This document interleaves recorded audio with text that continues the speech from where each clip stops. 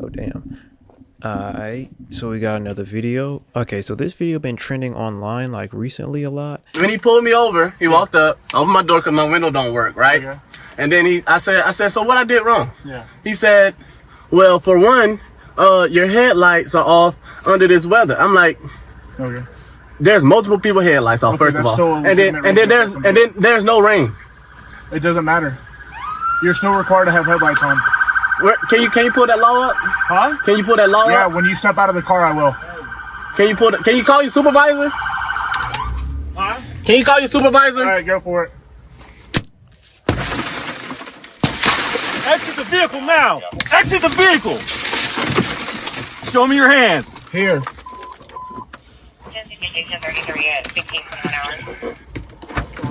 I'm here.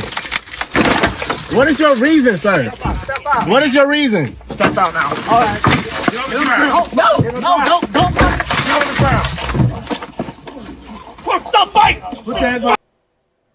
And well, there's more to it, but before the camera had cut on, they showed him pulling over to the side of the road, opening the car door, talking to the officers, and then he closed the door. And then I think that's when he began filming. I don't know if he was filming before, but you could see in the body cam footage that he closed the door and was saying, "Let me see the law," where it says that you have to have your fog lights on when it's raining. Which you can see right here. He talks to the police officer, then he closes the door. And he was saying he wouldn't get out the car. He wanted to speak to a supervisor. He was trying to ask them where is that in the law book.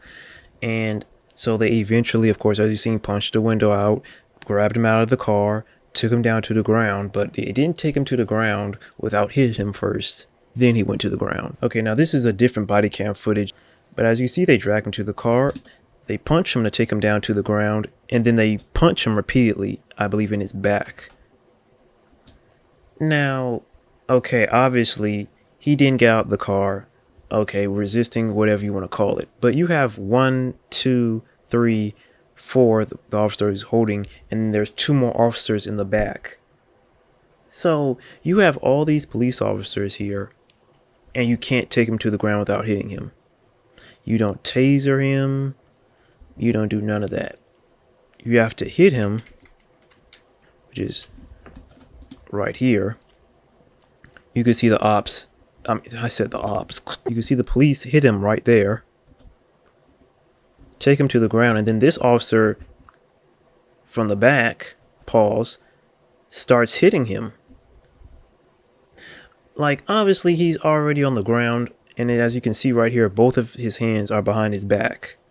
I don't know how much resisting can you do when he's head in the ground and both of his arms are behind his back. There's not much resisting you can do. This right here is unnecessary. And you can scroll through the videos on my page, on my channel, and you can see that this right here is excessive. This right here is excessive force. This is excessive force right here. This is too much. There's no need. He's already on the ground. What is you hitting him for and he's already on the ground? You can't make me believe that he's resisting and you have 3 people on him. 3 people on him. There's no need to be hitting him while he's on the ground. You hit him once while he was in the car. You hit him a second time to make him go to the ground, and then you consistently punching him behind while you're on top of him. What threat is he? I believe the chief made a statement too. Yes, sir. I know that he was charged with resisting arrest without violence. Yep. But there was, when I go back and look at the other video, from the cell phone video, yeah, I can understand the officer punching the window out. But what I don't understand is, and I know you said that this was not ruled criminal, sucker punching the guy in the jaw. First of all, let me stop you. Not a sucker punch. I'm not excusing that administratively. I'm going to say that to you one more time. I'm not excusing that administratively. There are things that we definitely need to look at. But the context of this video should tell you everything you need to know. Well, again... Did the chief see the same video that we seen? Did he not see the same video that we seen? Hold on. Like, are we not seeing the same video? Boom. Like, I hate to break it to you, Chief, but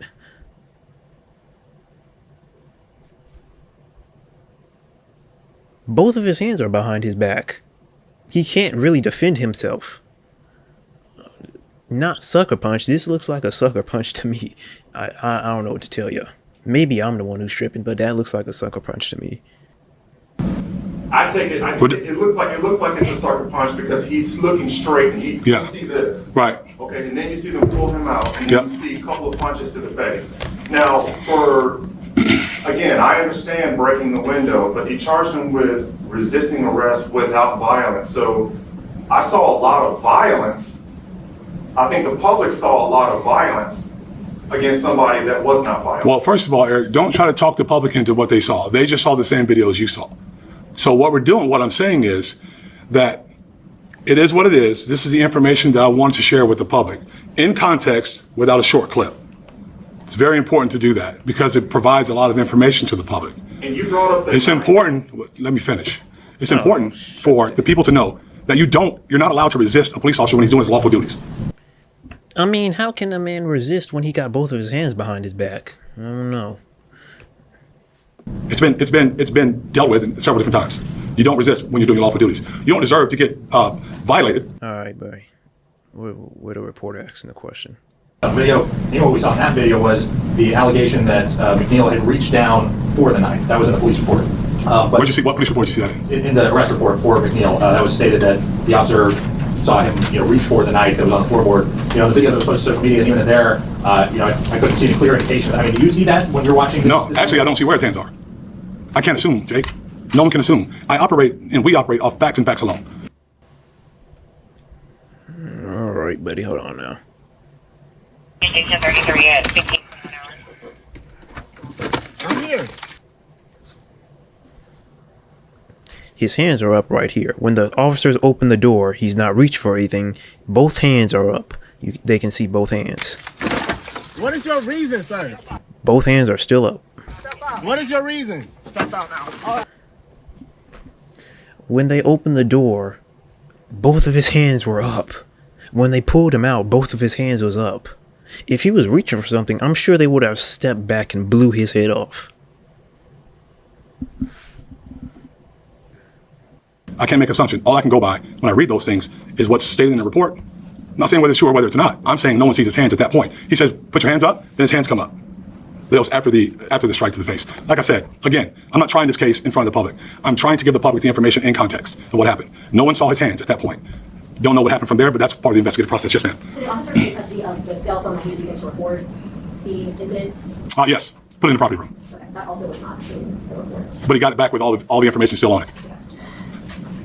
So can I get back to the sucker punch? The young lady back there had a question. We can get back to you in a second, Eric. So did this incident rise to a level that a response to resistance report was generated? Yes. Has that been reviewed? And it's still under review? What was the outcome? So here's the process. When force is used, a response to resistance report is written. It goes to the supervisors. The supervisors then, I don't know that he turned it off. I know that at some point we stopped it, but we wanted to make sure you got a chance to see both views from the officers that were dealing with him publicly, talking to him face to face. At some point it does turn off, but you videos with much more information. Let's acknowledge that because that's important. The importance is I'm showing you the video, the body cam video from the entire incident from situation. I know that's how you want it to be. I know there's a tendency to want to be some massive cover up. There's not. That's why I'm here. All right, I see what's going on here. I see what's going on here. I see what's going on here. I see what's going on here. I see what's going on here. So he's just going to back up his men. He's over here trying to say he couldn't see his hands. He don't know where his hands is. I see what's going on here. They got him on here sounding stupid. I don't know what they got going on.